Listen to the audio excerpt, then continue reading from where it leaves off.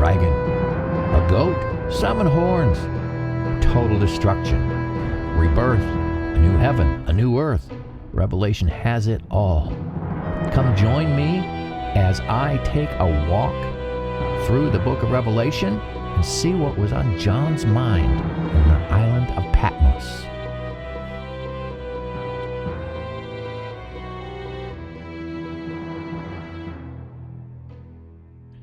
Greetings and salutations. Welcome to another episode of Coffee, the Bible, and Paige. I am Paige, your caffeine-imbued host, and here's my caffeine. In the beginning, coffee, and lo, it was very good. Well, today I'm going to take a little bit of a breather for a short little devotional before we start on Revelation chapter 13. One of the temptations, a very real temptation for me as I study the book of Revelation, is to let the conversation and my study drift into a purely academic debate, specifically over which millennial view is correct, amillennialism or premillennialisms, and there's other millennialisms out there. Now, let me be honest. I'm not formally trained in theology, nor do I pretend to have the credentials or the scholarly expertise to authoritatively settle that debate. That said, I'm not avoiding it either. I've spent time thoughtfully exploring these positions, giving careful attention to the biblical text, the historical context, and the theological implications. I've pitched my tent in that space more than once during this study, and I imagine I will again. But here's the problem. If I stay there, if I allow my study of Revelation to become merely a battleground for eschatological theories, then I risk losing the very heart of what this book is trying to stir in me. Revelation is not just a puzzle to be solved. It's a call to faithfulness, a summons to holiness, a revelation in the truest sense of the word of the cosmic war between good and evil and the ultimate triumph of Jesus Christ. If all I gain is academic insight or the ability to argue one millennial position over another, but I do not emerge more Christ-like, more courageous in my witness, more urgent in my obedience, and more grounded in my hope, then my study has been, quite frankly, a wasted effort. And so, dear reader, that's the tension I live in. I am forming an opinion. Yeah, you bet.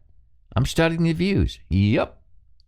But I'm also continually being pulled away from trying to choose sides and instead being drawn towards a far more pressing question, one that I believe Revelation is really asking.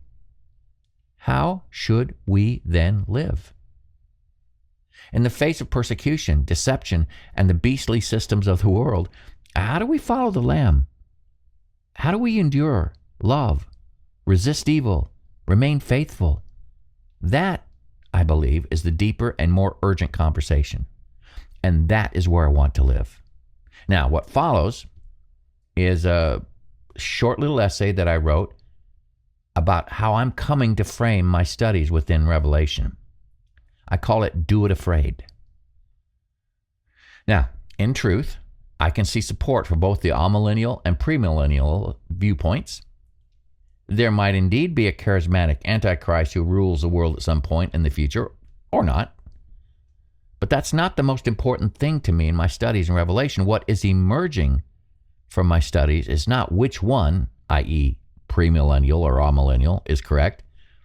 I'm beginning to believe that the conflict between these points of view offers a temptation to ignore the real issue that Jesus through John is addressing. It's not the human antichrist that we need to focus on and look for.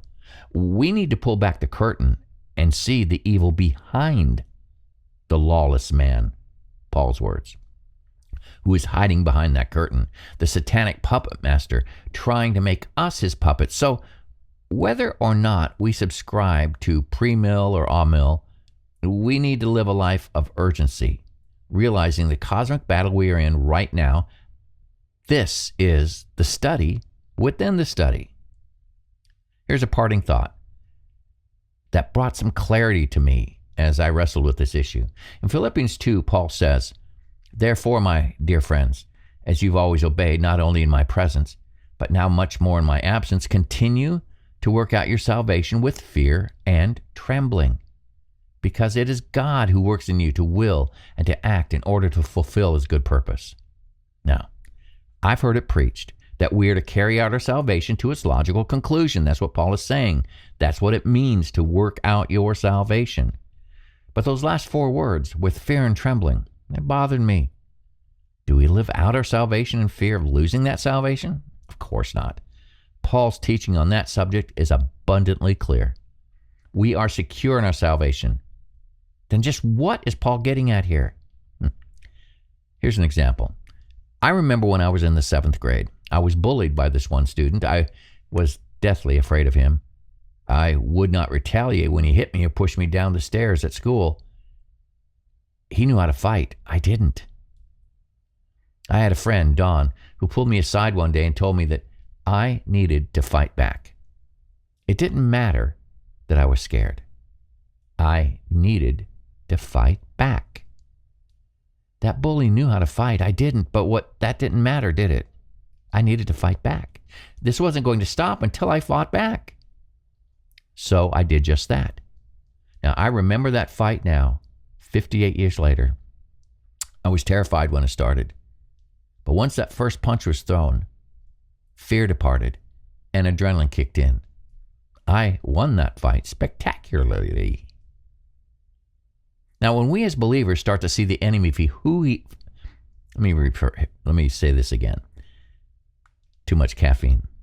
When we as believers start to see the enemy for who he is and get a glimpse of his power and influence, we will be scared. There will be fear and trembling. He's fearsome. When the curtain is pulled back and we begin to see the power of the enemy of our soul, it's only natural to experience this fear and trembling Paul mentions here. So it makes sense to me finally that what Paul is saying is really, do it afraid. Live out your salvation. And if you have to, do it afraid. As you do this, and we begin to see the power of our God flow through our lives into whatever encounter with the enemy we're facing, the fear of the enemy will be replaced by the confidence of David, who, when faced with the giant Goliath, ran at him with only a sling. In conclusion, I'm beginning to see that my journey through Revelation isn't about which millennial view is correct. That discussion is, for me, more academic than spiritual at this time. It's an important discussion, absolutely. And it is a frustrating discussion for me as I find myself ill-equipped to deal with it academically. Currently, it's more about my pulling back the curtain, seeing the enemy for who he is, lifting my sword, and like the soldier in Ephesians 6, standing against him. Standing in defiance of a world that hates me. Standing in defiance of the spiritual powers who desire my destruction. Living out my salvation with fear and trembling, doing it afraid. Whether the enemy manifests himself in an all-powerful global dictator who chases down the church to destroy it, or not, that doesn't change the scope of the battle. Nor does it change the scope of my participation. Love God, love my neighbor, pursue holiness, stand tall in the marketplace for the things of God. Are you afraid? Do it afraid. I'm Paige. Here's my coffee. And I am out of here. Have a great day. Bye-bye. Don't forget to join me at www.patreon.com/coffeebiblepage or my website, www.coffeebiblepage.com. Have a glorious and blessed day. Bye-bye.